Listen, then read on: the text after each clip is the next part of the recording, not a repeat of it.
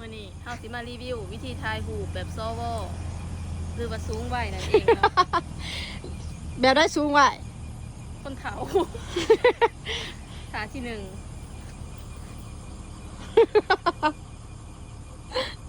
ท่าที่สองท่าที่สาม ใช้หูปลาหูพอสิได้เป็นประมาณใด เฮาสิได้รูปประมาณนี้เนาะ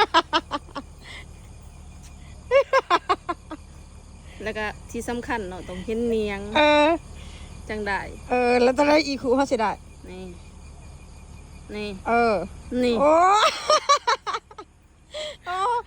แล้วทายยังเคินมาทาเบสิกออริจินอลที่ผู้เฒ่าจะทายส่วนลายจะทายแบบใดแบบทานางเนาะทานาง ท่านั่งบ่ ทานางส่วนลายคนสูงวัยเขาจะเฮ็ดจะได้ สูงไหวบ่ ก็จะนั่งบ่ได้เจ็บแผลกดตา บอก มันก็มีทานางอยู่โอ้ยทานาง ท่านั่งบ่ เออ โอ้ตายกับผู้ชายแบบแม่นผู้เฒ่า บอกเอา ผู้เฒ่าก็จะนั่งได้หรอ โอ้เวลาถ่ายรูปแบบว่าได้สถานที่ที่ดียังสินะแบบว่าอยากโซ่สถานที่นี่จับกล่องมา มันบ่ได้เน้นนั่นนะมันเน้นแคปชั่น แคปชั่นแบบไรสถานที่ใดสิวะ เบื่ออยากอยู่คนเดียว ทานาง ท่านั่งบ่ มันต้องเอาให้ได้แม่นบ่ แมน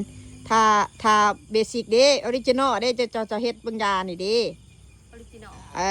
มันต้องได้เนาะ เออ แบบ เอาทายไปดิทายรูปบัดนี้อันนี้โอ้มีกำลังทาชุ ก็ได้แต่หนาคือเก่า